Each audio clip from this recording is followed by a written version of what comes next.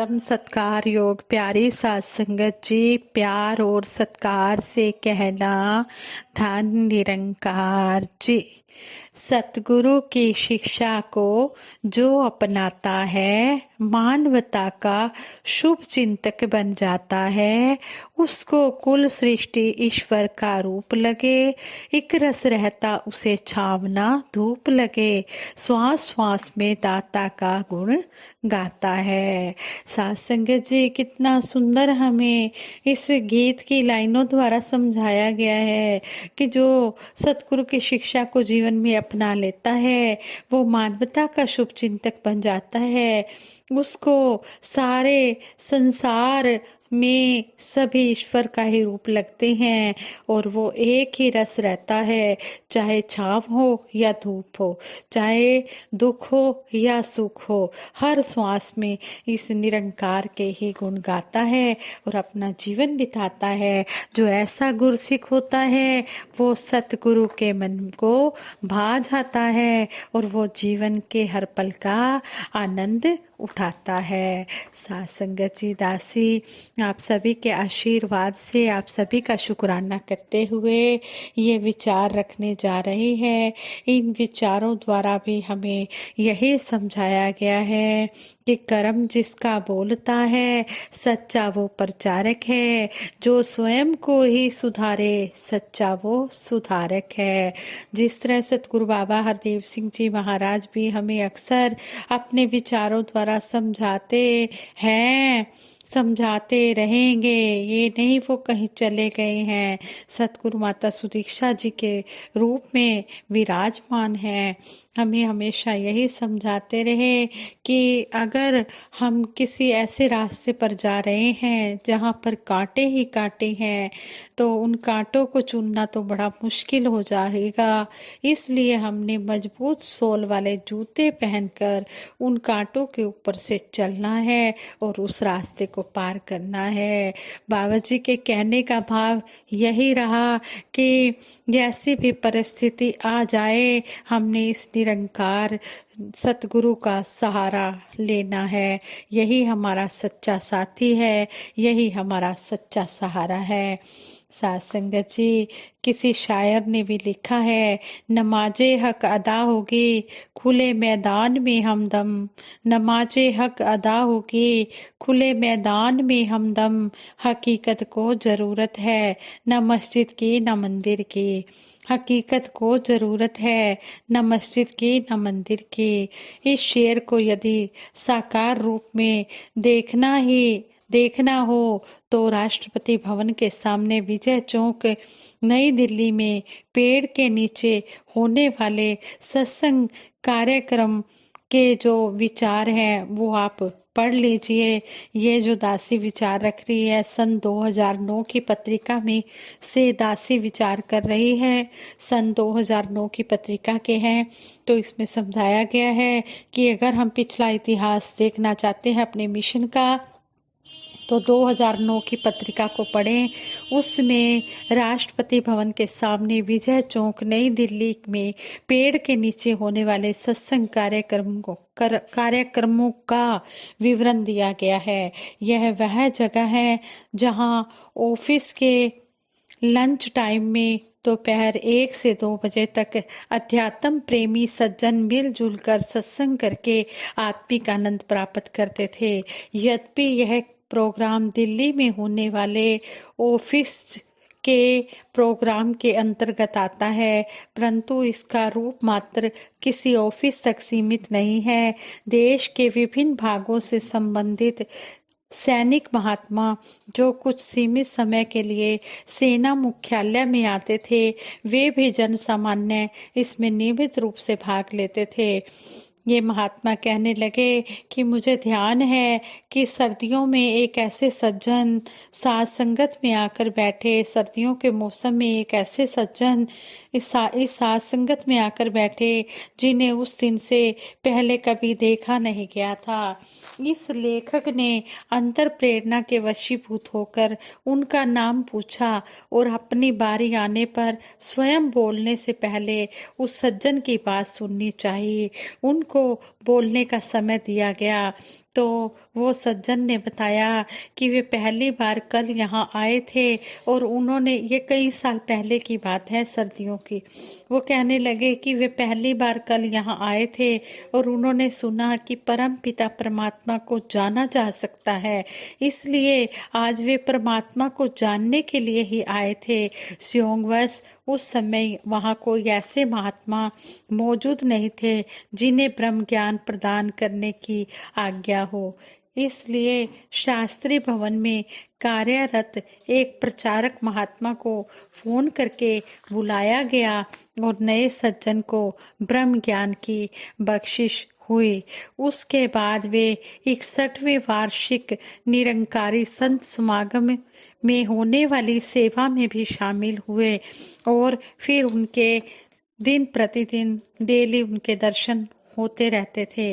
वहाँ होने वाली ज्ञान चर्चा का प्रभाव अनजानों को भी आकर्षित करता था। दिल्ली पुलिस में कार्यरत एक सज्जन कितने ही सालों से यहाँ आ रहे थे। यहाँ होने वाले सामूहिक लंगर का आयोजन भी वे अपनी ओर से कई बार करा चुके थे। दोपहर की चिलचिलाती गर्मी में हमारे साथ जमीन पर बैठकर सत्संग सुनते उन्हें कितनी ही बार देखा गया। ब्रह्म ज्ञान प्राप्त न होने के बाद भी वे सतगुरु बाबा जी वे निरंकारी मिशन के प्रति उनकी श्रद्धा जो थी वो प्रशंसनीय देखी गई। दास सोचता है कि यह निरंकारी बाबा हरदेव सिंह जी महाराज की उदार नीतियों, सिद्धांतों व विचारों का परिणाम है कि कोई भी व्यक्ति सच्ची जिज्ञासा होने पर तुरंत ब्रह्म ज्ञान की महान उपलब्धि हासिल कर सकता है। कई साल पहले दास का इस साथ संगत में नियमित रूप से आना जाना रहा। चिलचिलाती दोपहर हो या वर्षा ऋतु में पेड़ की पत्तियों से छनकर आती टपकती बूंदें, यहाँ संतों महात्माओं जिज्ञासुओं को मौसम के इस परिवर्तन से पूरी तरह अप्रभावित पेड़ के नीचे बैठकर सत्संग का आनंद लेते देखा गया। यानी कि ये महात्मा का कहने का मतलब ये है कि चाहे कैसा भी मौसम रहा हो, सर्दी गर्मी बरसात, हर मौसम में संत महात्मा आराम से बैठकर लगन के साथ श्रद्धा के साथ सत्संग का आनंद लेते रहे। सेना भवन में उच्च पद पर आसीन श्रृंगारा सिंह जी लोकसभा सचिवालय में मुख्य मुद्रण नियंत्रक के पद पर आसीन और संत निरंकारी मंडल में केंद्रीय योजना व सलाहकार बोर्ड के सदस्य आदरणीय महात्मा श्री राधे श्याम जी रेल भवन में उपनिदेशक सुरक्षा सूर्य बाली जी व हाई कोर्ट में वरिष्ठ अधिवक्ता आर के कपूर जी सहित अनेक महात्माओं को जमीन पर बैठकर सत्संग करते यहाँ सहज ही देखा।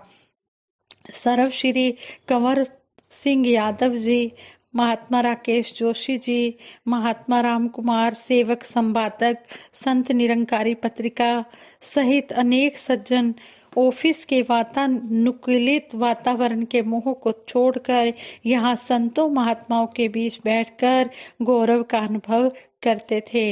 विजय चौक में यह सत्संग डेली होता था, जबकि दिल्ली के विभिन्न न्यायालयों व सर्वश्री जोगिंदर सुखीजा जी, आदरणीय महात्मा राकेश खेड़ा जी व केपी सिंह चौहान आदि वकील महात्माओं के चैम्बर्स में गाहे बगाए यह सत्संग होता रहता था। इन सत्संग कार्यक्रमों को 1955 में शुरू करने वाले महात्मा राम स्वरूप जी निरंकारी के अनुसार भगत कोटुमल जी का इस सत्संग को शुरू करने में बहुत योगदान रहा। संत निरंकारी मंडल के कोषाध्यक्ष बनने से पहले वे लगातार इस सत्संगत में भाग लेते थे। 1956-57 में युग पुरुष शहंशाह बाबा अवतार सिंह जी महाराज एक बार नॉर्थ ब्लॉक में पधारे थे, जहां अभी बस स्टैंड है। वहां पहले पार्क होता था। उस पार्क में उन दिनों दोपहर में सत्संग होता था। सत्संगत जी, ये 2009 की पत्रिका के विचार हैं। शायद अब बस स्टैंड ये की जगह चेंज भी हो गई हो, ये दासी को कुछ मालूम नहीं है, लेकिन दासी ने तो जो पत्रिका में पढ़ा समझा वही आप जी के चरणों में रख रही है। कोई त्रुटि हो जाए तो दासी को क्षमा कर देना। वैसे ये अगस्त 2009 की पत्रिका में है।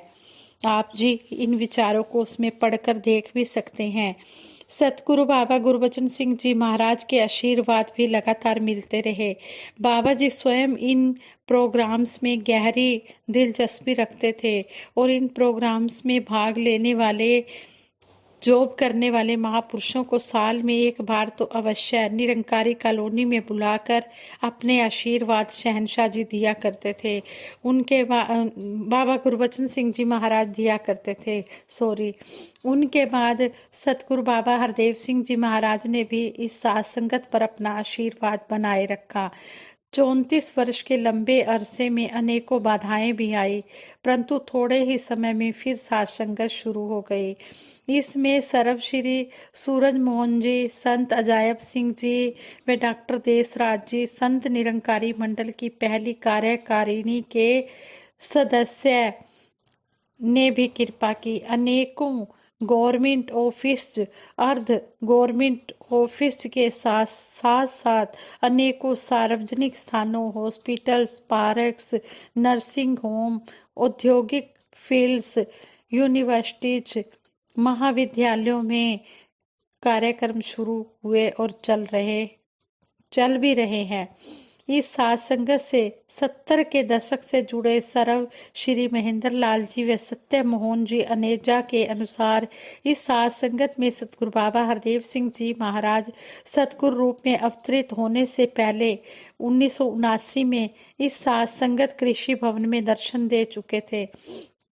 निरंकारी साहित्यकार हरदेव सिंह जी अलमस्त, निर्मल जोशी जी, पूर्ण प्रकाश जी, साकी चन्नी फरीदाबादी जी Kuwait, professor Joginder Singh ji Puri America वाले, बहन स्वर्ण आत्मा जी इन संतों को संबोधित करते रहे। संत निरंकारी इंग्लिश के सहायक संपादक देसराज जी आहूजा, संत निरंकारी कार्यकारी समिति के पूर्व प्रधान BS नीम जी, लालचंद जी वर्तमान सेक्टर प्रभारी पहाड़गंज दिल्ली वाले, दत्ता जी, इंद्रजीत माणा जी, MD जोशी जी सेक्टर प्रभारी योजना विहार, अवतार सिंह जी रावत गुड़गांव वाले आदि महात्मा अपने सरकारी सेवा काल के दौरान इन संगतों में सम्मिलित होते रहे।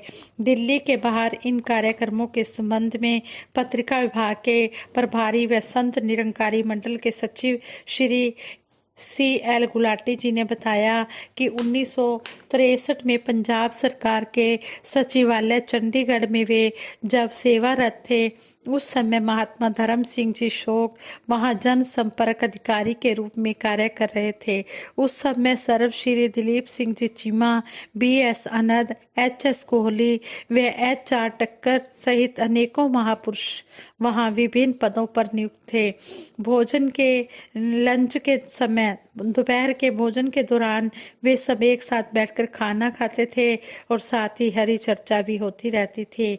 वर्तमान समय में भी इन सत्संग कार्यक्रम में बहनों का भी महत्वपूर्ण योगदान रहा। श्रीमती हर्ष चावला जी, श्रीमती अनीता वधवा जी और श्रीमती सुश्री सरबजीत कौर जी एडवोकेट पटियाला हाउस न्यायालय में और श्रीमती कैलाश वैलाज लोकनायक जयप्रकाश नारायण हॉस्पिटल में इन संगतों का संचालन करते रहे। Shri Lal Bahadur Shastri Vidyapeeth, IARI Pusa scooter market, Naiwala, Karol Bagh, Videocon tower, Mavalankar hall, ITO आदि कुल 80 स्थानों पर भी ये सत्संग कार्यक्रम होते रहे। संत निरंकारी मंडल के अंतर्गत पूर्ण मर्यादा अनुसार चलने वाली ये संगतें ब्रह्म ज्ञान के प्रचार प्रसार में लगातार लगी भी हुई हैं और लगे भी रहे। कुछ महात्मा इनमें से ब्रह्मलीन हो गए हैं और कुछ महात्मा अभी इस प्रचार प्रसार के काम में लगे हुए हैं, मिशन में बहुत ही योगदान दे रहे हैं। ऐसे संतों महात्माओं को बार बार सभी नमन करते हैं। सतगुरु बाबा हरदेव हरदेव सिंह जी महाराज ने 27 अगस्त 2006 को न्यू जर्सी अमेरिका में आयोजित विशाल सत्संग समारोह में इन कार्यक्रमों की सराहना करते हुए कहा कि भारत में लाखों की संख्या में संगतें हैं। अनेकों स्थान पर देखने को मिलता है कि अनेकों नौजवान सरकारी जॉब भी करते हैं, गवर्नमेंट जॉब भी करते हैं और इसके साथ साथ मिशन के प्रचार प्रसार के लिए भी योगदान देते हैं। यहाँ तक कि दिल्ली में खाने के समय, दोपहर के खाने के समय आधे से 1 घंटे तक का समय होता है। उस समय के दौरान भी नौजवान अपने साथियों के साथ बैठकर मिशन के बारे में बातचीत करते हैं, उनको मिशन की पूरी जानकारी देने की कोशिश करते हैं। इस प्रकार कुछ किया जा सकता है। इसी तरह सभी नौजवानों में उत्साह और जज्बा होना चाहिए कि हमने मिशन के लिए कुछ करना है। यह जज्बा ही उनको और आगे ले जाएगा। इस प्रकार आशीर्वाद प्रदान करके सतगुरु बाबा हरदेव सिंह जी महाराज ने इस अभियान को महान शक्ति प्रदान की है। यह अभियान पूरे देश में चलता रहे, यही कामना है, यही प्रार्थना है। और सतगुरु माता सुदीक्षा जी महाराज भी यही कह रहे हैं कि आओ नौजवानों, आओ मेरे बुजुर्गों, आओ मेरी बहनों, सब आगे बढ़ते चले जाओ। बहनों को भी आगे बढ़ा रहे हैं और नौजवानों को भी उत्साह मिल रहा है। बुजुर्गों से वो एक्सपीरियंस लेकर आगे बढ़ते चले जा रहे हैं। इसी तरह है हमारी जो यंग जनरेशन है वो भी इस मिशन में आगे से आगे बढ़ती चली जाए और पूरा योगदान दे। साथ संगत जी, प्रेम से कहना, धन निरंकार जी।